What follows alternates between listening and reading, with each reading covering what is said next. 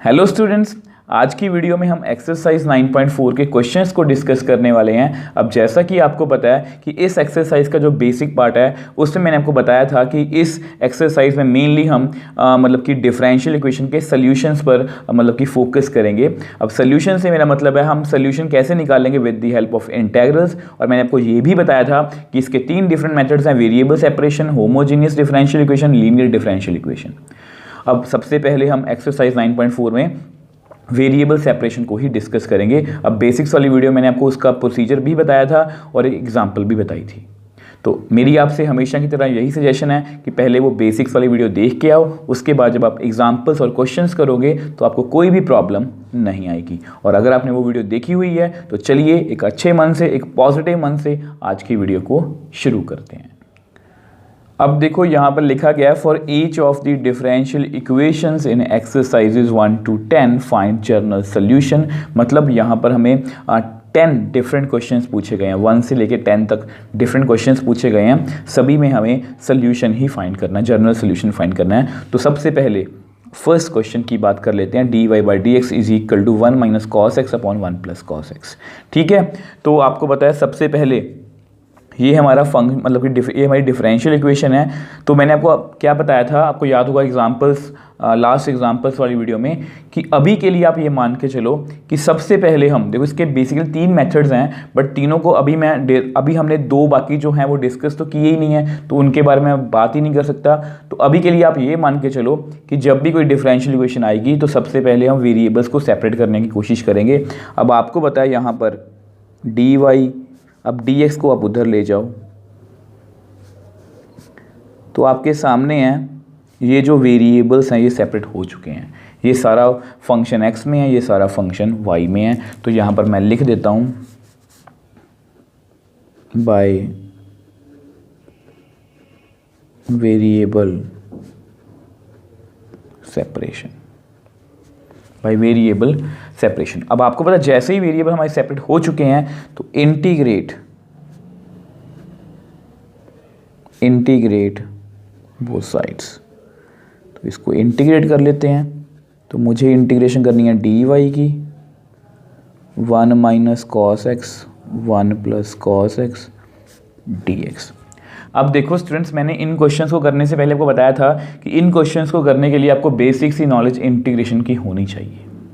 अब देखो या तो आपके वो मैपिंग काम आएगी, और अगर आपको लगता है कि क्योंकि ट्रिग्नोमेट्रिक फंक्शन है, अगर आपको लगता है कि कोई डायरेक्टली यहाँ पर फॉर्मूला लग रहा है तो आप फॉर्मूला भी लगा सकते हो। अब मुझे पता है कि ऐसा हमने फॉर्मूला ट्रिग्नोमेट्री में पढ़ा है। अब वो फॉर्मूला कौन सा है?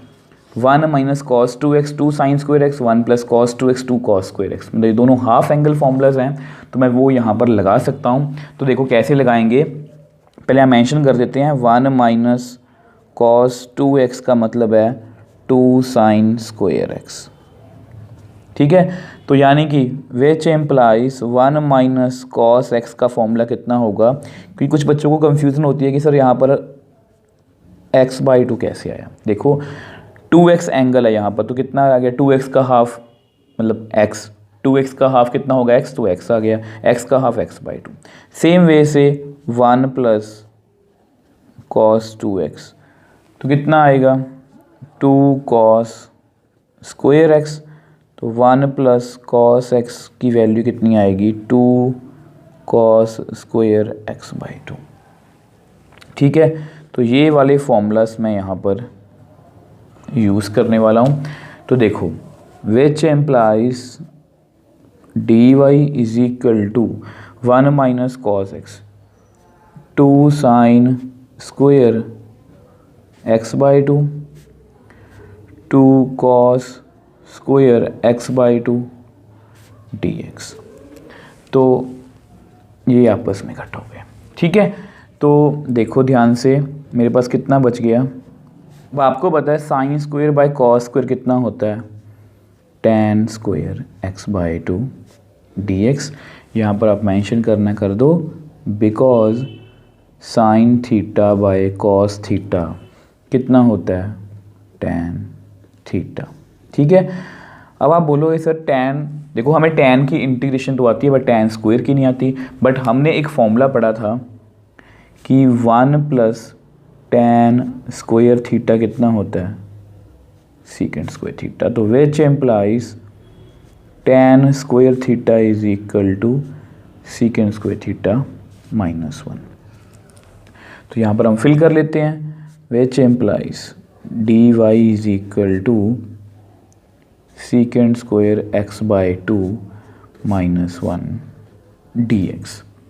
अब y की dy1 की इंटीग्रेशन यहाँ पर कितनी आएगी, y plus c1 is equal to, इसको आप सेपरेट कर लो, secant square x/2 dx -1 dx। अब देखो आपको पता है कि इन दोनों को आपको इंटीग्रेट करना आता है सीकेंट स्क्वायर। देखो सीकेंट स्क्वायर x की इंटीग्रेशन कितनी होती है, मैं आपको अभी बता देता हूँ।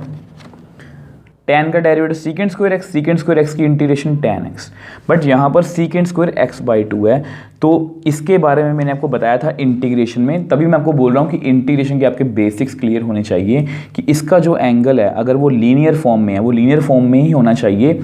तो हम क्या करते हैं, देखो इसकी इंटीग्रेशन कितनी है, tan x/2 divide by derivative of x/2 minus, अब 1 की इंटीग्रेशन x प्लस c2। अब कुछ बच्चों के माइंड में क्वेश्चन आ सकता है कि सर सीकेंट स्क्वायर x की इंटीग्रेशन tan x है, बट इसकी ऐसे क्यों है। देखो एक्चुअल में ना सीकेंट स्क्वायर x की अगर मुझे इंटीग्रेशन करनी हो तो उसके पीछे की जो कहानी है वो यही है, tan x then derivative of x plus सी। अब x का डेरिवेटिव 1 होता है तो मैं इसको मैं tan x ही लिखूंगा। अब यहाँ पर मैंने एंगल का डेरिवेटिव किया है, और ये तभी पॉसिबल है जब एंगल क्या होगा, लीनियर। ठीक है, अब जो लास्ट 2-3 स्टेप्स रह गए हैं उसको हम नेक्स्ट पेज पे सॉल्व कर लेते हैं। अब देखो आपको पता है कि विच implies y plus c1 tan x/2। अब 1/2 तो बाहर है, x का derivative with respect to x 1 minus x plus c2। तो which implies y is equal to, इस 2 को ऊपर ले जाओ, 2 tan x/2 minus x plus c2, इस c1 को उधर लेके जाओ माइनस c1। अब ये जो कांस्टेंट है इसको एक कांस्टेंट लिख लो। अब ये जो हमारा आंसर है ये परफेक्टली एनसीईआरटी से मैच कर रहा है, where c is equal to c2 minus c1। देखो कुछ भी मुश्किल नहीं था, मैंने आपको पहले ही बताया, जस्ट आपके इंटीग्रेशन के बेसिक्स क्लियर होने चाहिए। मैंने सेपरेट किया, इंटीग्रेशन देखी, तो वहाँ पर था 1 minus cos x 1 plus cos x, तो मुझे लगा ये डायरेक्ट फॉर्मूला, तो मैंने फॉर्मूला लगाया तो मेरे पास tan स्क्वायर आ गया। अब tan स्क्वायर की इंटीग्रेशन तो मुझे नहीं आती, तो मैंने उसको फॉर्मूला से सीकेंट स्क्वायर x माइनस 1 लिख लिया। अब उसको मैंने सॉल्व किया और हमारे पास हमारा आंसर आ गया। देखो इंटीग्रेशन का एक ही बेसिक रूल है, सबसे पहले क्वेश्चन को कन्वर्ट करके इंटीग्रेबल बनाओ, उसके बाद फॉर्मूला लगाओ और अपना आपके पास हमेशा आपके पास आंसर आ जाएगा। और क्वेश्चन को स्टार्ट कैसे करना है, वो मैपिंग से। जैसे जैसे क्वेश्चंस करेंगे आप ये मान के चलो कि आपकी इंटीग्रेशन की भी प्रैक्टिस होती जाएगी।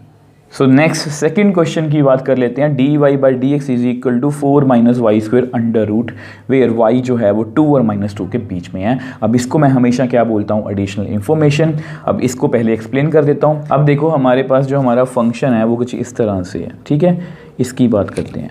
अब y की जो वैल्यू है वो ध्यान से देखो, वो -2 और 2 के बीच में है। अब इसके बीच में -1 भी है, 0 भी है, 1 भी है, ठीक है। तो अगर आप -1 फिल करोगे तो भी इसके अंदर पॉजिटिव आंसर आएगा। -1 का स्क्वायर प्लस 1, 4 - 1 √3, मतलब पॉजिटिव आंसर आएगा रूट के अंदर।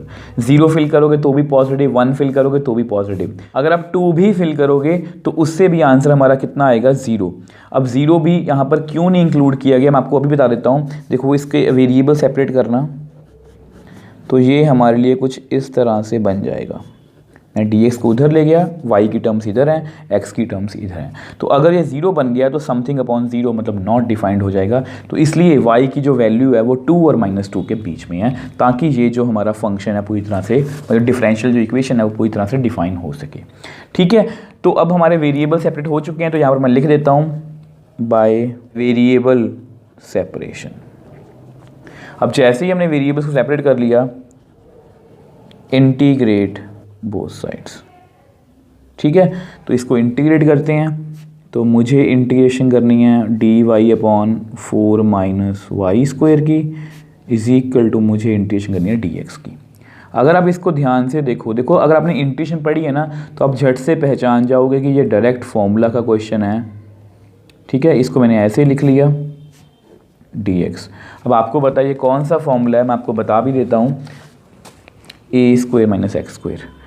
तो dx upon a square minus x square का फॉर्मूला कितना होता है, sine inverse x by a plus c. तो ये मैंने आपके लिए लिखा है, आपको एग्ज़ाम में लिखने की ज़रूरत नहीं है। तो कितना आंसर आएगा, साइन इनवर्स x की जगह पर y, a की जगह पर 2 plus c1 is equal to 1 की इंटीग्रेशन x प्लस c2। तो which implies sine inverse y by 2 is equal to x plus c2 minus c1।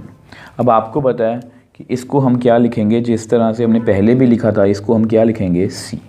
ठीक है, तो which implies sine inverse y by 2 is equal to x plus c where c is equal to c2 minus c1। ठीक है, अब आपका answer आप यहाँ पर छोड़ सकते हो, बट अगर आपको NCERT के आंसर से मैच करना है तो उन्होंने क्या किया है, देखो आपको पता है कि जो साइन होता है, अब ये इन्वर्स है ना, ये उधर जाके मतलब कि साइन बन जाएगा, इधर आके साइन इन्वर्स, तो इसको उन्होंने इधर ले गए वो, तो y by 2 is equal to sine x plus c.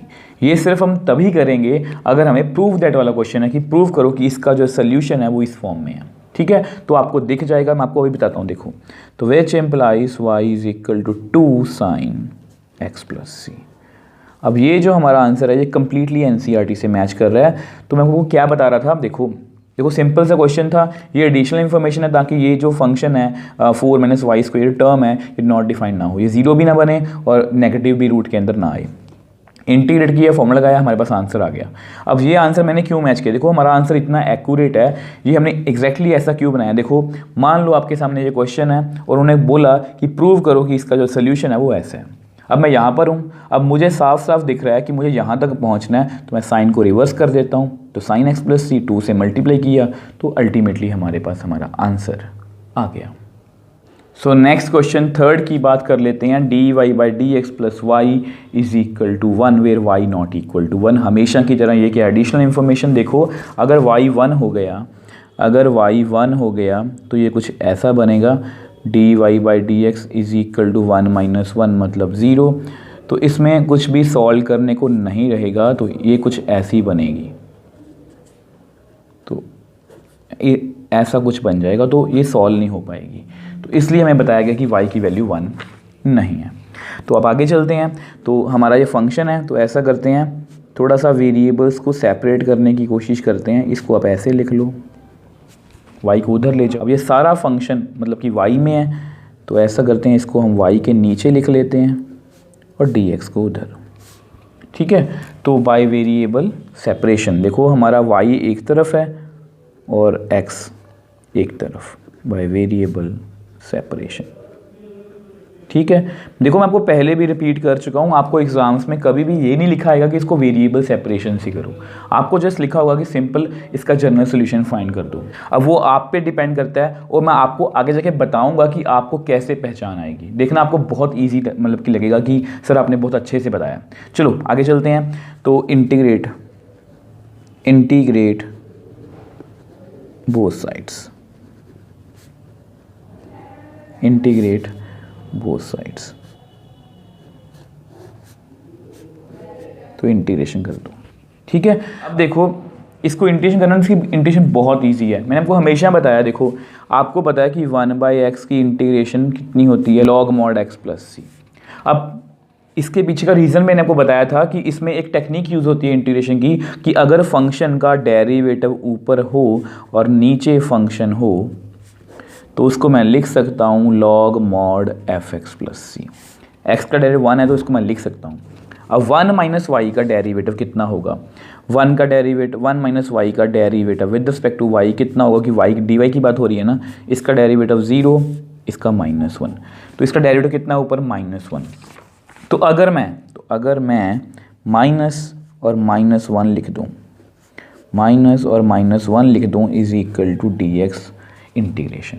ये मैं आपको इतने अच्छे से इसलिए एक्सप्लेन कर रहा हूँ क्योंकि अगर मैं इंटीग्रेशन में होता तो मैं आपको बता देता कि ये मैंने टेक्निक यूज़ की है, बट अब आप इंटीग्रेशन पढ़ के आ चुके हो और आपको हो सकता है कि इंटीग्रेशन थोड़ी बहुत मतलब आपको थोड़ा सा इतना क्लियर नहीं होगा अच्छे से, आपको आती भी होगी बट कुछ बातें जो होती हैं वो टाइम के साथ भूल भी जाती हैं। तो इसलिए मैं आपको एक एक पॉइंट अच्छे से क्लियर कर रहा हूँ कि जब भी आप नोट्स देखोगे तो आपको क्लियर हो जाएगा कि मैं यहाँ पर कौन सी जो टेक्निक है वो यूज़ कर रहा हूँ। तो मैं ये वाली टेक्निक जो है वो यूज़ कर रहा हूँ, log mod fx plus c. तो मैंने बेसिकली इसका डेरिवेटिव ऊपर बनाया, तो इसका डेरिवेटिव ऊपर बन रहा है, तो इसका आंसर कितना आएगा, minus log mod 1 minus Y plus c1 is equal to 1 की इंटीग्रेशन x प्लस c2। तो विच इम्प्लाइज, तो अब ऐसा करते हैं, minus log 1 minus Y modulus plus c2 minus c1। ठीक है, अब फिर से आपको पता है कि इसको मैं कंबाइन करके c लिख सकता हूँ। तो ये जो भी एफर्ट्स कर रहा हूँ, देखो मैं आपको बताता हूँ मैं अपना आंसर कहाँ पर छोड़ सकता हूँ। तो मैं जो है अपना आंसर यहाँ पर छोड़ सकता हूँ with c is equal to c2 minus c1। अब जो भी हम एफर्ट्स करेंगे वो सिर्फ आंसर को मैच करने के लिए है, ताकि हमारा आंसर एनसीईआरटी से परफेक्टली मैच हो जाए। अब ऐसा करो, इस माइनस को आप उधर ले जाओ, माइनस एक्स माइनस सी। ठीक है, अब आपको ये भी पता होगा कि मान लो कुछ ये है, आपको याद होगा कि एनसीईआरटी में जो log x होता है उसको हम बेस e को वो इस तरह से लिखते हैं। तो अगर आप इसका रिवर्स करोगे तो ये आपके पास कैसा बनेगा, ये उधर चला जाएगा, मतलब log उधर जाके आप ये मान के चलो कि ये इधर जाके ऐसा बन जाएगा। तो सेम log वहाँ पर जाके क्या बनेगा, 1 माइनस वाई का मॉडुलस e की पावर माइनस एक्स माइनस सी। अब बेस सेम है, पावर्स को ऐड कर देंगे, मतलब इसको हम ऐसे भी लिख सकते हैं, ध्यान से देखो, e की पावर माइनस एक्स ई की पावर माइनस सी, बेस सेम पावर्स ऐड, तो इसको मैं ऐसे लिख सकता हूँ। ठीक है, अब ये तो वैसे एक कांस्टेंट ही है, चलो बाद में देखेंगे। अब यहाँ मॉडुलस है, मॉडुलस का क्या करेंगे, तो मॉडुलस को हटाने के लिए plus minus 1 minus y is equal to e की पावर माइनस एक्स ई की पावर माइनस सी। तो ऐसा करते हैं, एक बार प्लस को सॉल्व करते हैं और एक बार माइनस को सॉल्व कर लेते हैं। तो ऐसा करो, अब क्योंकि मुझे एनसीईआरटी के आंसर से मैच करना है, तो ऐसा करो, इस y को आप उधर ले जाओ, अब ये वाली स्टेटमेंट को आप इधर ले आओ। तो ये कुछ ऐसे बन गया, सेम इस माइनस को आप अंदर ले जाओ, तो y is equal to 1 minus e की पावर माइनस सी ई की power minus x, y is equal to -1 को उधर ले जाओ, प्लस ई की पावर माइनस सी ई की पावर माइनस एक्स। तो बीच में पार्टीशन कर देते हैं। ठीक है, तो अगर मैं इन दोनों से आंसर को कंबाइन करूं तो मेरे पास क्या आएगा, y इज इक्वल टू 1, यहाँ माइनस है यहाँ प्लस है, तो प्लस माइनस ई की पावर माइनस सी ई की पावर माइनस एक्स। अब इससे मैं आंसर को ये लिख सकता हूँ 1 प्लस ए ई की पावर माइनस एक्स। अब ये मैंने कैसे लिख लिया, where a is equal to plus minus e की पावर माइनस सी। अब आपको पता है e की पावर एक कांस्टेंट है, चाहे माइनस है चाहे प्लस है, तो रहेगा तो ये कांस्टेंट ही है ना, तो उस कांस्टेंट को मैंने a लिख दिया जस्ट एनसीईआरटी से आंसर को मैच करने के लिए। अब देखो ये क्वेश्चन था, सबसे पहले हमने मतलब कि इसको वेरिएबल सेपरेट किए तो इंटीग्रेट कर दिया, इंटीग्रेशन बहुत इजी थी। अब जस्ट मैंने जो भी इसके बाद जो भी एफर्ट्स किए हैं वो जस्ट आंसर को मैच करने के लिए किए हैं। मैंने पहले माइनस को उधर ले गया, लॉग उधर जाके ई की पावर में कन्वर्ट हो गया, प्लस माइनस, मैंने प्लस और माइनस को अलग अलग सॉल्व किया तो हमारे पास कुछ ये सिचुएशन आ गई, ये वाली प्लस माइनस में। तो इस पूरी चीज़ को मैंने क्या लिखा है, ए, क्योंकि ये कांस्टेंट है। ठीक है, और ये जो हमारा आंसर है ये परफेक्टली एनसीईआरटी से मैच भी कर रहा है। सो नेक्स्ट क्वेश्चन 4th की बात कर लेते हैं, secant square X tan y dx plus secant square y tan x dy is equal to 0। अब देखो स्टूडेंट्स, मैंने आपको हमेशा बताया कि जब भी कोई क्वेश्चन आएगा डिफरेंशियल इक्वेशन का, अभी आप वेरिएबल सेपरेशन कर रहे हो तो आपका जो माइंड सेटअप है वैसे ही बना हुआ है, बट मैं आपको हमेशा यही बताऊंगा कि सबसे पहले जो भी क्वेश्चन आएगा, सबसे पहले हम उसको, कोई भी क्वेश्चन आए, चाहे हम आगे की एक्सरसाइजेज में भी जो क्वेश्चन करेंगे, सबसे पहले हम वेरिएबल सेपरेशन ही देखेंगे। तो देखो, अगर आप ध्यान से देखो तो इसमें मिक्स में है, एक्स है, वाई है, डी एक्स है, वाई है, एक्स है, डी वाई है। तो सबसे पहले कोशिश करते हैं कि इसको सेपरेट किया जाए। तो ऐसा करो, इनमें से कोई भी एक टर्म उठा के उधर ले जाओ। तो secant square Y tan x D Y, इसको मैंने इधर रख लिया, इसको उधर ले गया, minus secant square X tan y D X. तो डी वाई भी ऊपर है, डी एक्स भी ऊपर है, ठीक है। अब थोड़ा सा शफल करने की कोशिश करते हैं। जैसे ये डी वाई है, tan x फालतू है, यहाँ पर डी एक्स है, ये tan y फालतू, इसको आप इधर ले आओ। तो secant square Y divide by tan y D Y minus secant square X D X divide by tan x। तो ध्यान से देखो, राइट हैंड साइड में पूरा x में फंक्शन है, लेफ्ट हैंड साइड में पूरा y में फंक्शन है, मतलब हमारे जो वेरिएबल्स है वो सेपरेट हो गए हैं। तो लिख दो बाय वेरिएबल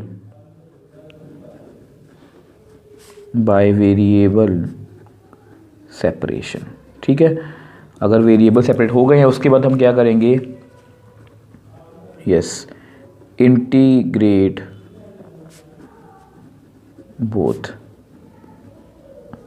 साइड्स। तो मुझे इंटीग्रेशन करनी है secant square Y divide by tan y D Y की, माइनस बाहर है secant square X tan x D X की।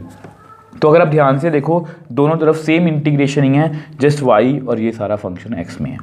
अब देखो, अब वैसे तो मुझे इसकी डायरेक्टली इंटीग्रेशन आती है, बट फिर भी अब कुछ बच्चे कमज़ोर होते हैं, तो मैं आपको यही बताऊंगा कि आप हमेशा इसको मैपिंग से जोड़ोगे।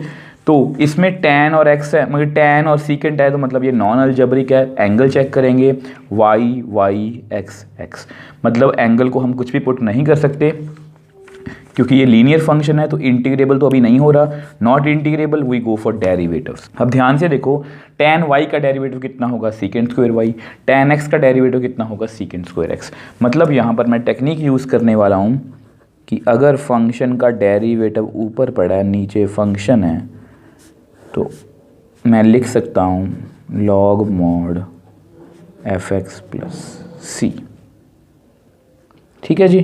तो यानी कि tan y का डेरिवेटिव ऊपर पड़ा है, तो इसको मैं क्या लिखूंगा, log mod tan y plus c1 is equal to minus, यहाँ पर भी कितना आएगा, लॉग मॉड tan x, क्योंकि इसका डेरिवेटिव ऊपर पड़ा है, प्लस c2, ठीक है। अब ऐसा करते हैं, लॉग जस्ट देखो ये हमारा आंसर आ चुका है, जस्ट आंसर को कंबाइन करने के लिए ऐसा करते हैं, log tan y is equal to minus log mod tan x plus c2 minus c1, ठीक है। फिर से हम इनको कंबाइन करने की कोशिश करेंगे। तो ऐसा करो, वैसे आपका आंसर जो है वो आ चुका है, तो ऐसा करो, इसको भी ना आप इधर ले आओ, plus log mod tan x is equal to c, where c जो है वो क्या है, c2 माइनस c1, ठीक है। तो यहाँ प्रॉपर्टी यूज़ कर लेता हूँ, log a plus log b is equal to log ab, ठीक है। तो यहाँ पर हमारे पास ये a है, ये b है, तो कितना आंसर आएगा, log mod a into b is equal to c। अब मैंने आपको अभी बताया था कि इसको आप उधर लेके जा सकते हो, तो उधर जाके ये क्या बनेगा, उधर जाके ये क्या बनेगा, e की पावर c, ठीक है। यहाँ मॉडुलस है, अगर आप मॉडुलस को हटाओगे तो हमारे पास plus minus tan x tan y is equal to e की पावर c। अब प्लस माइनस को आप उधर ले जाओ, तो tan x tan y is equal to, plus हो जाएगा माइनस, माइनस हो जाएगा प्लस, ई की पावर सी। अब जस्ट आंसर को मैच करने के लिए tan x tan y is equal to c. अब ऐसा करो, यहाँ पर ना वो कंफ्यूजन ना हो तो इसको C3 लिख लो, C3। जस्ट NCERT से आंसर को मैच करने के लिए मैं कर रहा हूँ, अदरवाइज इसकी कोई भी ज़रूरत नहीं है, ठीक है। तो वेयर जो हमारा C है वो क्या है, माइनस प्लस ई की पावर C3। आपको पता है ई की पावर कोई कांस्टेंट है, ये रहेगा तो एक कांस्टेंट ही है ना, चाहे माइनस चाहे प्लस, तो मैंने उसको C लिख दिया। अब ये जो हमारा आंसर है ये परफेक्टली NCERT से मैच कर रहा है।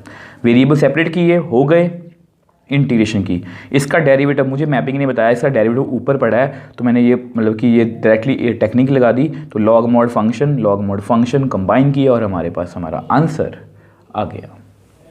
सो नेक्स्ट क्वेश्चन 5th की बात कर लेते हैं। ई की पावर x प्लस ई की power minus x d Y minus e की पावर x माइनस ई की power minus x D x is equal to 0। तो सबसे पहले ऐसा करेंगे, क्वेश्चन जैसा भी हो तो थोड़ा सा सेपरेट करने की कोशिश करेंगे dx और dy को। तो इसको माइनस को मैं उधर ले गया तो ये उधर जाके प्लस बन जाएगा, ठीक है। अब dx तो ऊपर ही रहेगा, इसके साथ एक्स वाई टर्म्स हैं, अब इसके साथ y के साथ एक्स वाई टर्म्स आ रही हैं, इसको आप उधर ले जाओ। तो which implies d y is equal to e की पावर x माइनस ई की power minus x divide by e की पावर x की power minus x D x. Right hand side में x है, लेफ्ट हैंड साइड में y है, तो by variable separation, मतलब बाय वेरिएबल सेपरेशन हमारे जो वेरिएबल है वो सेपरेट हो चुके हैं। तो इंटीग्रेट बोथ साइड्स। तो मुझे इंटीग्रेशन करनी है डी वाई की, मुझे इंटीग्रेशन करनी है इस तरह से,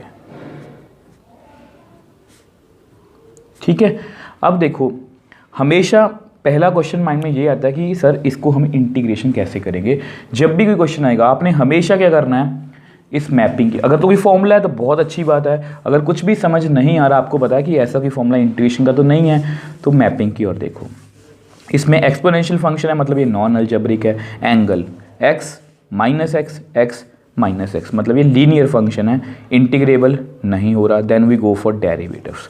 अब ध्यान से देखो कि ये जो टर्म है e की पावर x प्लस ई की पावर माइनस एक्स, अगर इसका मैं डेरिवेटिव करूँ, ई एंगल का derivative e angle then derivative of angle, e angle का derivative e angle then derivative of angle, तो यहाँ पर 1 माइनस एक्स का डेरिवेटिव -1, तो इसका डेरिवेटिव एग्जैक्टली ऊपर बन रहा है।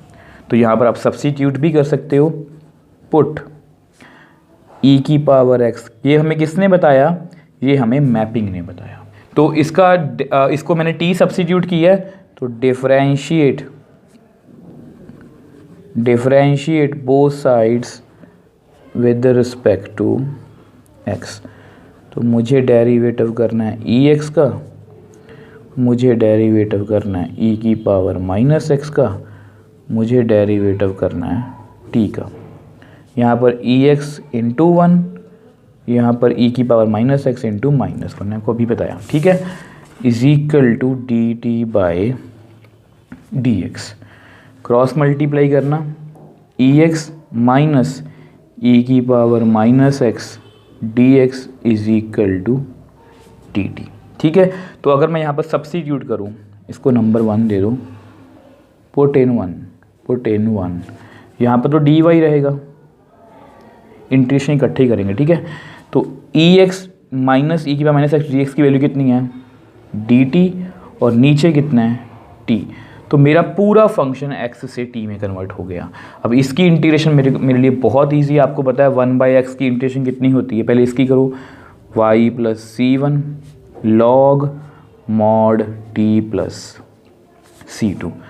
तो y plus is equal to log, अब t की वैल्यू कितनी थी, t की वैल्यू कितनी थी, ex प्लस ई की power minus x plus c2 minus c1, ठीक है, c2 माइनस c1। अब इसको हम कंबाइन करेंगे, यहाँ पर आप लिख दो बिकॉज टी कितना था हमारा, ई की पावर एक्स प्लस ई की power minus x.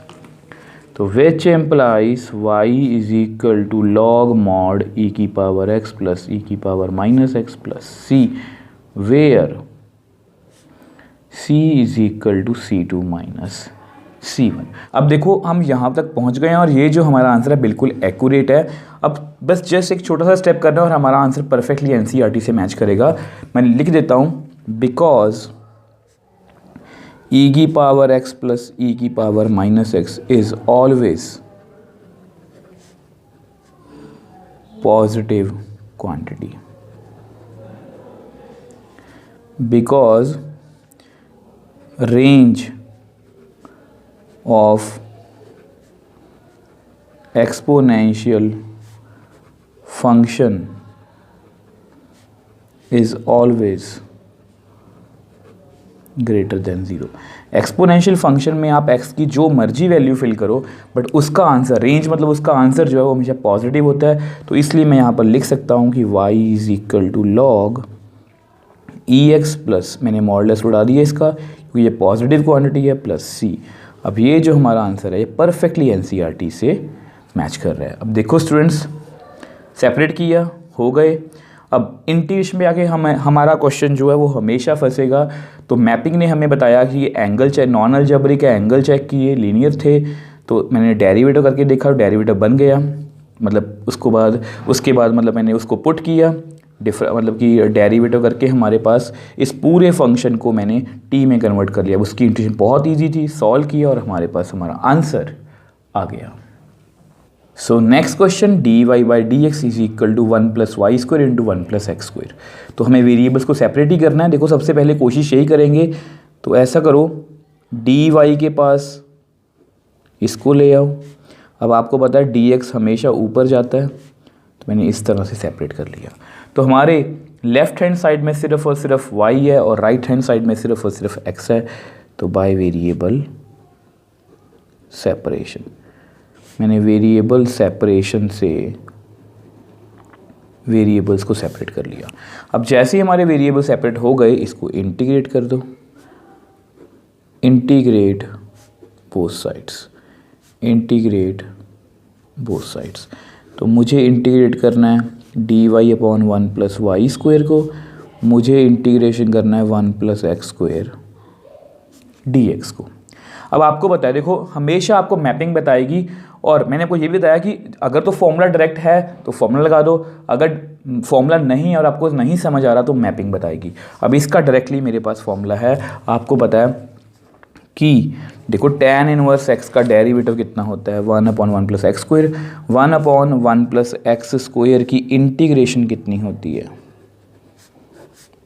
tan inverse x plus सी। ठीक है, तो मैं यही फॉर्मूला यहाँ पर डायरेक्टली यूज़ कर लूँगा। तो मेरे पास कितना आएगा, tan inverse y plus C1। अब 1 की इंटीग्रेशन प्लस x स्क्वायर की इंटीग्रेशन, तो which implies tan inverse y plus C1 is equal to 1 की इंटीग्रेशन x, इसकी x cube by 3 plus C2। तो which implies tan inverse y is equal to x cube by 3 plus x plus C2 minus C1। ठीक है, अब आपको पता हम हमेशा आंसर को कंबाइन करते हैं। तो मेरे पास मेरा फाइनल आंसर कितना आ गया, tan inverse y is equal to x cube by 3 plus x plus सी। अब ये जो हमारा आंसर है ये परफेक्टली एनसीईआरटी से मैच कर रहा है। यहाँ पर आप लिख दो कि where c is equal to C2 minus C1। बहुत इजी क्वेश्चन था, हमने बड़ी ही ईजिली इसको सॉल्व कर लिया। सो नेक्स्ट क्वेश्चन 7th की बात कर लेते हैं, y log y dx minus x d y is equal to 0। ठीक है, तो सबसे पहले देखो बिना सोचे समझे ऐसा करते हैं, इनको हम सेपरेट करने की कोशिश करते हैं कि क्या मैं इनको सेपरेट कर सकता हूँ। तो यहाँ पर ये जो x अगर इधर आ जाए, क्योंकि dx वाली साइड पर रहेगा, और y वाई टर्म्स को उधर ले जाओ, तो ये सेपरेट हो गए हैं। तो dx by x d Y by y log y, तो यहाँ पर लिख सकते हो बाय वेरिएबल सेपरेशन। ठीक है, अब वेरिएबल सेपरेट तो हो गई। अब इसके बाद हमारा स्टेप क्या होता है, इंटीग्रेट बोथ साइड्स। अब देखो इंटीग्रेट तो हम कर देते हैं, बट सबसे बड़ी प्रॉब्लम जो आएगी आपको हमेशा हर एक स्टूडेंट को, कि देखो इसकी इंटीग्रेशन मुझे पता है 1/x की, अब इसकी प्रॉब्लम आएगी बच्चों को। अब यहाँ पे आपको हमेशा की तरह कौन हेल्प करेगा, यस वो इंटीग्रेशन की जो हमारी मैपिंग थी। अब देखो लॉग आया ना, तो नॉन अलजेब्रिक एंगल कितना है, y, ये लीनियर है, ये इंटीग्रेबल हो रहा है क्योंकि ऐसी कोई भी इंटीग्रेशन मुझे नहीं आती। Then we go for derivative. तो डेरिवेटिव के पास अगर मैं गया तो log y का डेरिवेटिव कितना होगा, 1/y। अब वो इसके साथ में पड़ा है, तो मतलब मैं डेरिवेटिव से इस क्वेश्चन को सॉल्व कर सकता हूँ। तो put log y is equal to t, differentiate both sides with the respect to, यहाँ किसके करेंगे, विद रिस्पेक्ट टू y, क्योंकि सारा फंक्शन y में है। ठीक है, तो मुझे डेरिवेटिव करना है log y का, मुझे डेरिवेटिव करना है t का। अब इसको हम नेक्स्ट पेज पे सॉल्व कर लेते हैं। ऐसा करो, इसको नंबर 1 दे दो। ठीक है, अब हम इसको नेक्स्ट पेज पे सॉल्व कर लेते हैं। तो मुझे डेरिवेटिव करना है, देखो log y का डेरिवेटिव कितना होगा, 1/y, t का डेरिवेटिव dt/dy। ठीक है, तो which implies dy/y is equal to dt। ठीक है, तो पुट इन 1, तो विच इम्प्लाइज dx/x, dy/y, इसको मैंने क्या फिल किया, dt, log y को t। ठीक है, पूरा फंक्शन y से t में कन्वर्ट हो गया। अब इन दोनों की इंटीग्रेशन मुझे आती है log mod x plus c1 log mod t plus c2, क्योंकि 1/x कितनी होती है, log mod x। ठीक है, तो थोड़ा सा आंसर को कंपाइल करने की कोशिश करते हैं हमेशा की तरह। तो t plus c2 minus c1। अब आपको बताइए इसको मैं क्या लिखूँगा, c। यहाँ पर आप ये भी लिख देना, एज वी नो हमने t को क्या फिल किया, log y। ठीक है, तो यहाँ पर हमारा आंसर कितना आएगा, log mod x is equal to log mod log y plus c, where c is equal to c2 minus c1। ठीक है, अब देखो ये जो हमारा आंसर है बिल्कुल एक्यूरेट है। अब जो भी मैं एफर्ट्स करूँगा थोड़ी सी आपको मतलब कि लगेंगे कि थोड़ा मुश्किल है, वो सिर्फ आंसर को मैच करने के लिए। ठीक है, अब हमेशा की तरह आपको बताया log उधर जाके क्या बनेगा, पहले आप इनको बताओ, यहाँ mod x है ना, log उधर जाके बनेगा e की power log y plus c। तो इसको ना आप ऐसे लिख सकते हो, mod x is equal to e की power mod log y into e की power c, base same power side हो जाएंगी। ठीक है, तो ऐसा करते हैं, इसको नेम c3 दे दो आप अभी से ही, फिर बाद में आंसर में दिक्कत आएगी आपको। ठीक है, तो इसको आप लिख लो प्लस माइनस एक्स मॉड से बाहर। अब e और log जब भी इकट्ठे होते हैं, e और log जब भी इकट्ठे होते हैं कैंसिल आउट हो जाते हैं, तो हमारे पास रह जाएगा log mod log y। ठीक है, log y का मॉडुलस e की पावर c3। अब इसको आप इधर ले आओ। ठीक है, तो ये कितना बनेगा, प्लस माइनस 1/e की power c3 x is equal to. अब देखो इस स्टेप में मैंने क्या किया है, इसको मैं इधर ले आया क्योंकि ये कांस्टेंट ही है। अब ये जो पूरी टर्म है, इसको मैं एक और नेम दे देता हूँ। ये सारी जो एफर्ट्स कर रहा हूँ ये जस्ट आंसर को मैच करने के लिए हैं, अदरवाइज़ इनको मैं छोड़ भी सकता हूँ। तो इसको मैंने लिखा है कि e की पावर c3 है ना, 1/e की पावर c3 प्लस माइनस ये कांस्टेंट है, तो इसको मैंने एक नेम दे दिया a। अब यहाँ पर भी मॉडुलस है, तो इसको आप ऐसे लिख लो, log y is equal to plus minus ax। इसका प्लस माइनस मैंने यहाँ पर लिख दिया। ठीक है, तो which implies log y is equal to cx। अब फिर से मैंने एक नेम दे दिया। अब आप बोलोगे सर कितने नेम दोगे? देखो ये सारी एफर्ट जस्ट आंसर को मैच करने के लिए, इसको मैंने सी लिख लिया। तो अब इसको आप उधर लेके जाओगे तो ये क्या बनेगा, ई की पावर सी एक्स। ठीक है, अब ये जो हमारा आंसर है ये परफेक्टली एनसीईआरटी से मैच कर रहा है। अब देखो स्टूडेंट्स, क्वेश्चन क्या था, क्वेश्चन मतलब सिंपल सा क्वेश्चन था, मैंने वेरिएबल्स को सेपरेट कर लिया। अब यहाँ पर हमारी मैपिंग ने हमारी हेल्प की कि इसका एंगल, नॉन अलजेब्रिक का एंगल चेक किया, वो सही था। डेरिवेटिव के पास गया, इसका डेरिवेटिव इसके साथ बन रहा है, तो मैंने डेरिवेटिव किया तो मेरा पूरा फंक्शन टी में कन्वर्ट हो गया। इंटीग्रेशन बहुत इजी थी, यहाँ तक हमारा आंसर आ चुका था, ये बिल्कुल एक्यूरेट आंसर है। अब ये जो भी मैंने एफर्ट्स किए हैं ये जस्ट आंसर को मैच करने के लिए किए हैं। ध्यान से देखो, इसको मैं लॉग को पहले उधर लेके गया तो ई बन गया, तो ये सारा कुछ ई की पावर में आ गया। ठीक है, आपको मैंने पहले भी बताया था, देखो log टू द बेस ई होता है जो हमारा मतलब कि जो सिंपल लॉग होता है। ठीक है, अगर मैं मतलब कि इसको मैं इस फॉर्म में लिख सकता हूँ, ई की power y is equal to x. तो मैं उधर लेके गया तो ये सब कुछ ई की पावर में आ गया। ई और लॉग इकट्ठे नहीं हो सकते, वो कट हो गए, तो मैं लॉग मॉडुलस वाई रह गया।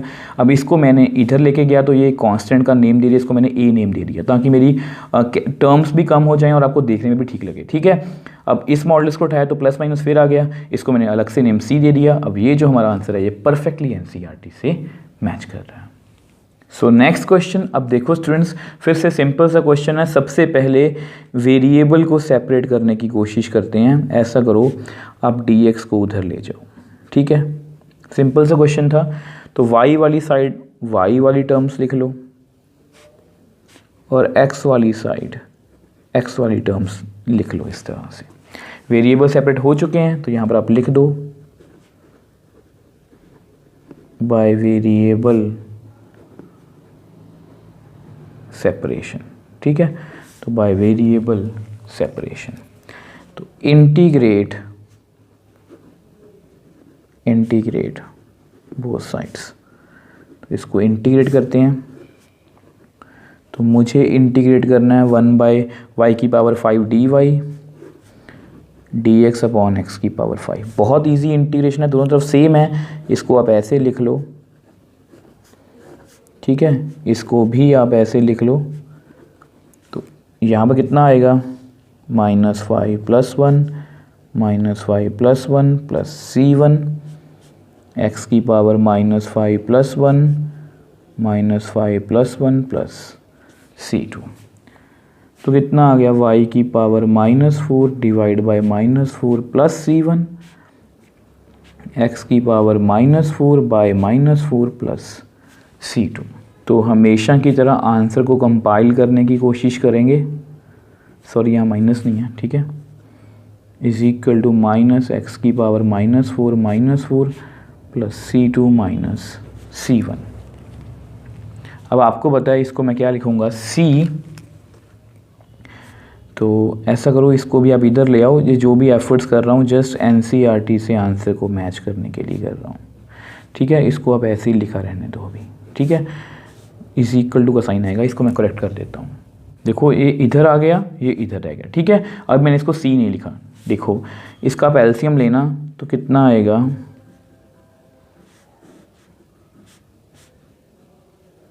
ठीक है, इस -4 को भी आप उधर ले जाओ। अब इसको मैं कंपाइल करने की कोशिश करूँगा, तो हमारे पास कितना है आंसर, x की पावर -4 y की power -4 is equal to C, where C जो है हमारा कितना है, -4 C2 माइनस C1। अब ये जो हमारा आंसर है ये परफेक्टली एनसीईआरटी से मैच कर रहा है। देखो स्टूडेंट्स, नॉर्मल सी स्टेटमेंट थी, वेरिएबल्स को सेपरेट किया, इंटीग्रेशन की, अब जो भी एफर्ट्स किए सारा आंसर को मैच करने के लिए किया, इसमें कुछ भी मुश्किल नहीं है।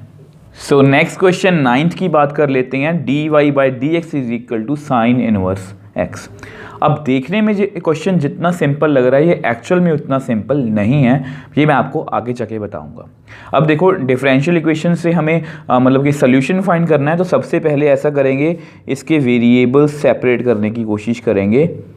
तो मैं dx को ऊपर ले गया, अब ध्यान से देखो, यहाँ पर वेरिएबल हमारे सेपरेट हो चुके हैं, राइट हैंड साइड में x है, लेफ्ट हैंड साइड में y है, तो यहाँ पर आप लिख दो बाय वेरिएबल सेपरेशन। तो ये हमारे सेपरेट हो चुके हैं, ठीक है। अगर ये सेपरेट हो चुके हैं तो इंटीग्रेट बोथ साइड्स, तो मुझे इंटीग्रेशन करना है डी वाई को, मुझे इंटीग्रेट करना है sine inverse x D x को।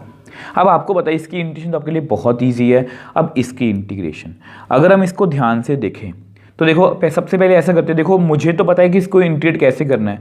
अब मान लो आपको नहीं पता, तो आप कैसे स्टार्ट करोगे कि कैसे हम क्वेश्चन में स्टार्ट लेंगे अपना। साइन इनवर्स एक्स मतलब ये नॉन अलजेब्रिक फंक्शन है, और अगर ये नॉन अलजेब्रिक है, अगर ये नॉन अलजेब्रिक है, क्या चेक करेंगे? एंगल। एंगल कितना है? एक्स। मतलब ये लीनियर फंक्शन है तो इंटीग्रेबल नहीं हो रहा। आपको पता है, देखो आपको पता है कि ना, कुछ बच्चों को कंफ्यूजन होती है कि साइन इनवर्स एक्स की इंटीग्रेशन है। देखो साइन इनवर्स एक्स का डेरिवेटिव होता है 1/1 - x², और 1/1 - x² अंडर रूट की इंटीग्रेशन होती है sine inverse x. But as such sine inverse x की इंटीग्रेशन हमारे पास नहीं है, तो मतलब ये इंटीग्रेबल नहीं हो रहा डेरिवेटिव। अब ये अकेला फंक्शन है तो मैं डेरिवेटिव कैसे चेक करूंगा? तो ये किसी भी सिचुएशन से नहीं हो रहा, तो यहाँ पर या तो ये स्पेशल इंटीग्रल है या इसको हम इंटीग्रेशन बाय पार्ट से करेंगे। तो यहाँ पर मैं ये लगाने की कोशिश करूंगा। अब आपके माइंड में ये भी क्वेश्चन आ सकता है कि सर इंटीग्रेशन बाय पार्ट्स लगाने के लिए आपके सामने मतलब कि 2 फंक्शंस होने चाहिए तभी लगा सकते हैं। ये कुछ ऐसा होता है, first function as it is, second की इंटीग्रेशन, फर्स्ट का डेरिवेटिव, सेकंड की इंटीग्रेशन, फिर होल की इंटीग्रेशन।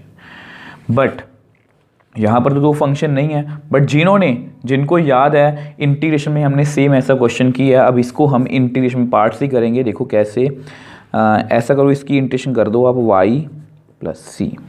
इसको कैसे करेंगे?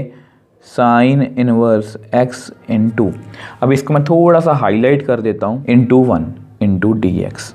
अब आपको पता है कि ये ये अलजेब्रिक फंक्शन है, ये इन्वर्स ट्रिग्नोमेट्रिक फंक्शन है, और जो हमारा आइलेट है, देखो हमारा जो आइलेट रूल है इंटीग्रेशन बाय पार्ट्स में, ये इन्वर्स ट्रिग्नोमेट्री पहले नंबर पर है, अलजेब्रिक तीसरे नंबर पर है। मतलब ये पहले आएगी, ये दूसरे नंबर पर आएगी।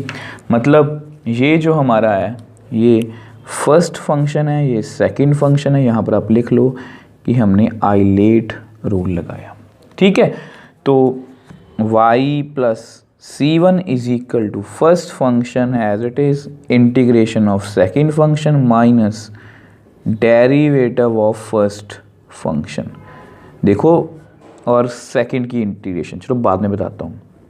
देखो मैं आपको पहले ही बोल रहा था कि ये क्वेश्चन देखने में जितना सिंपल लग रहा है उतना सिंपल नहीं है। इसमें जो इंटीग्रेशन है वो थोड़ी सी हाई लेवल की है। अब जिनको इंटीग्रेशन आती है उनके लिए ये लेवल भी कुछ भी मुश्किल नहीं है, ठीक है। y + c1 = sign inverse x, 1 की इंटीग्रेशन x माइनस, अब साइन इनवर्स एंगल का डेरिवेटिव। अब आपको पता है कि साइन इनवर्स एंगल का डेरिवेटिव कितना होता है? 1/1 - एंगल का square, then derivative of angle. Angle कौन है? x का डेरिवेटिव कितना होगा विद रिस्पेक्ट टू x? 1। तो यहाँ पर कितना आएगा? 1/1 - x² अंडर रूट 1 की इंटीग्रेशन x dx, ठीक है। तो हमारे पास यानी कि जो सिचुएशन रह गई वो क्या रहेगी? y + c1 = इसको आप ऐसे लिख लो, x sine inverse x minus x/1 - x² under root dx। अब जिनको मैपिंग नहीं आती वो यहाँ पर भी फंस जाएंगे कि इसको हम इंटीग्रेट कैसे करेंगे। देखो, which implies y + c1 = x sine inverse x minus, को दोबारा से लिख देता हूँ एक बार आपके लिए, ठीक है। तो देखो, तो मैंने कैसे सिखाया था आपको, देखो तभी बोलता हूँ कि मैपिंग बहुत हेल्प करेगी। देखो सिर्फ इसको देखो, सब कुछ भूल जाओ। तो ये एक अलजेब्रिक फंक्शन है क्योंकि इसमें x और x में फंक्शंस हैं, ठीक है। मतलब ये अलजेब्रिक है, इसमें ना तो साइन है, ना लॉग है, ना कॉस है, ना ex है, ना साइन इनवर्स है। तो इसमें हम क्या चेक करते हैं? डिग्री। अब ऊपर डिग्री है 1, नीचे 2। अब अंडर रूट को हम इग्नोर करते हैं, होल की पावर को हम हमेशा इग्नोर करते हैं। नीचे डिग्री 2 है, ऊपर 1 है। ऊपर डिग्री छोटी है नीचे बड़ी है, डिनोमिनेटर डिग्री बड़ी है, then we go for derivatives. तो हम डेरिवेटिव के पास जाएंगे तो हमारा सोल्यूशन हो सकता है। अब डेरिवेटिव से मेरा मतलब है कि अगर आप 1 माइनस एक्स स्क्वायर का डेरिवेटिव करो तो कितना आएगा 0, इसका -2x। अब यहाँ पर x ऊपर है, इस -2 को मैं एडजस्ट कर लूँगा, यानी कि डेरिवेटिव से हमारी बात बन सकती है। और ये हमें बात किसने बताई? मैपिंग ने। ठीक है, तो put 1 minus x square is equal to T,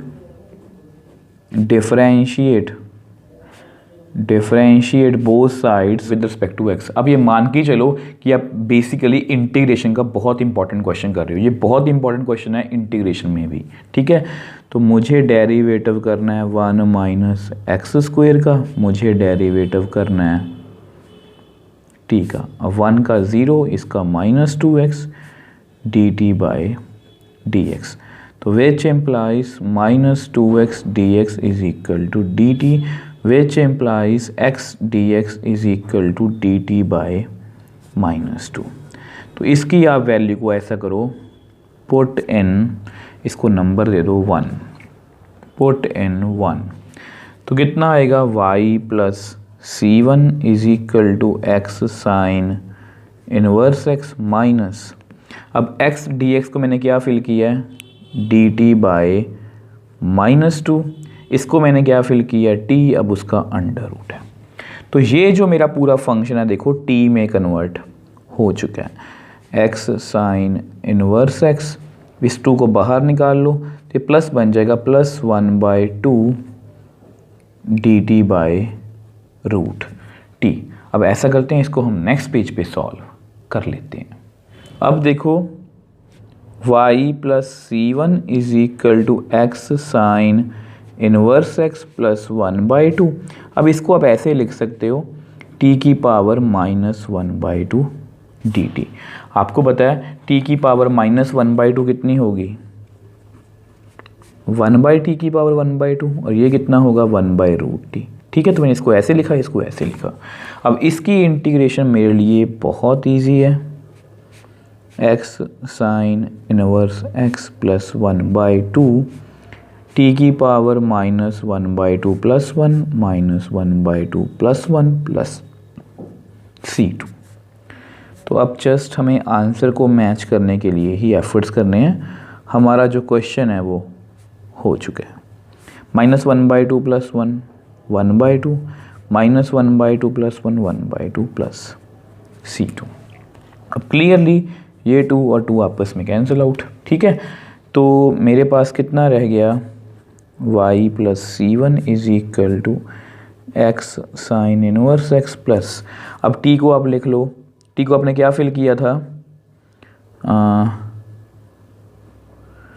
1 minus x square, अब उसकी पावर 1/2 है plus c2, because 1 minus x square is equal to t, ये हमने फिल किया था। अब जस्ट हमें आंसर को कंपाइल ही करना है, तो y is equal to x sine inverse x, इसको लिख लो 1 माइनस एक्स स्क्वायर का अंडर रूट, 1/2 पावर है, c2 माइनस c1। अब आपको पता है इसको मैं एक कांस्टेंट लिख सकता हूँ, तो मेरे पास कितना आंसर आएगा? y is equal to x sine inverse x plus 1 minus x square under root plus c। अब ये जो हमारा आंसर है ये परफेक्टली एनसीईआरटी से मैच कर रहा है, where c is equal to c2 minus c1। अब देखो स्टूडेंट्स, नॉर्मल सा क्वेश्चन था कि dy/dx is equal to sine inverse x, मैंने वेरिएबल्स को सेपरेट किया, इंटीग्रेट किया। अब साइन इनवर्स x एक ऐसा फंक्शन था जिसको मैं डायरेक्टली इंटीग्रेट नहीं कर सकता, तो मुझे मेरी मैपिंग ने बताया कि ये तो या तो स्पेशल इंटीग्रल है या इंटीग्रेशन बाय पार्ट्स से होगा, तो मैंने इसको इंटू 1 करके इंटीग्रेशन बाय पार्ट्स लगा दिया। अब जब पार्ट्स लगाया तो मेरे पास कुछ ये सिचुएशन आ गई, x/1 minus x square under root. अब वहाँ पर मैंने फिर से मैपिंग की हेल्प ली, मैंने डिग्री चेक की, ऊपर डिग्री छोटी थी नीचे बड़ी, then we go for derivatives, substitute किया तो मेरे पास कुछ ये सिचुएशन आ गई। इसको इंटीग्रेट किया, t को वापस से x में कन्वर्ट किया, और हमारे पास हमारा जो आंसर है वो आ गया। सो नेक्स्ट क्वेश्चन 10th की बात कर लेते हैं। E x tan y d x plus 1 minus e x secant square y d y is equal to 0। अब इसमें भी हमें जनरल सोल्यूशन फाइंड करना है और सबसे पहले हमारी अप्रोच क्या रहती है कि क्या ये वेरिएबल सेपरेशन से हो सकते हैं। तो ऐसा करो, इनमें से ना एक टर्म को इधर रख लो, 1 minus e x secant square y d y is equal to minus, इसको मैं उधर ले गया, e x tan y d x. ठीक है, तो अब ये देखो x x ये y है, y y ये x है, तो टर्म्स को थोड़ा सा स्प्लिट करने की कोशिश करते हैं। इस tan y को आप इधर ले आओ, ठीक है, minus e x upon 1 minus e x D x. अब ये जो टर्म्स है पूरी x में है, ये जो पूरी टर्म्स हैं ये y में है, मतलब ये वेरिएबल सेपरेशन से हो सकते हैं। तो बाय वेरिएबल सेपरेशन, ठीक है, मैंने यहाँ पर लिख दिया। अगर वेरिएबल सेपरेट हो गए हैं तो इसके बाद इंटीग्रेट बोथ साइड्स, तो मुझे इनको इंटीग्रेट करना है। किसको करना है? Secant square y d y divide by tan y को, और मुझे इंटीग्रेट करना है e x upon 1 minus e x D x को। अब इंटीग्रेट तो हमें करना है, सबसे पहला क्वेश्चन कि कैसे करेंगे, अब इसकी बात करते हैं। अब देखो ये नॉन अलजेब्रिक है क्योंकि इसमें ट्रिग्नोमेट्रिक फंक्शंस हैं। एंगल, सबसे पहले हम एंगल चेक करेंगे, वाई लीनियर फंक्शन है, सब्स्टिट्यूट नहीं कर सकते, then we go for derivatives. अब tan का डेरिवेटिव ऊपर है तो मतलब यहाँ से मेरा काम बन सकता है। अब सेम वे से नॉन अलजेब्रिक है, अगर ये नॉन अलजेब्रिक है तो हम क्या करेंगे कि इसमें एंगल चेक करेंगे, एंगल एक्स मतलब लीनियर फंक्शन है, कुछ सब्स्टिट्यूट नहीं कर सकते, then we go for derivatives. अब इसका डेरिवेटिव ऊपर है, ई एंगल का डेरिवेटिव ई एंगल ऊपर है, मतलब यहाँ पर भी हमारी यहाँ से बात बन सकती है। अब जैसा कि मैंने आपको बताया कि यहाँ पर डेरिवेटिव से बात बन सकती है, तो put tan y is equal to t. Same way से यहाँ पर भी आप पुट कर दो, put 1 minus e x is equal to u. ठीक है, तो differentiate both sides with respect to, यहाँ पर y और t है तो with respect to y, differentiate both sides with respect to x। ठीक है, तो मैं दोनों तरफ डेरिवेटिव कर देता हूँ। तो मुझे डेरिवेटिव करना है tan y का, मुझे डेरिवेटिव करना है t का। tan का डेरिवेटिव सीकेंड स्क्वायर y और एंगल का derivative with respect to y कितना होगा 1, तो यहाँ पर कितना आएगा dt by dy। Same way से मुझे डेरिवेटिव करना है विद रिस्पेक्ट टू x करना है 1 माइनस ई एक्स का, मुझे डेरिवेटिव करना है u का। 1 का डेरिवेटिव 0, ई एंगल का derivative e angle, then derivative हो एंगल, एंगल कितना है x, x का derivative with respect to x 1, यहाँ पर कितना आएगा du बाय dx। ठीक है, अब ऐसा करो, इसको अब नंबर 1 दो, अब इसको हम नेक्स्ट पेज पे सॉल्व कर लेते हैं।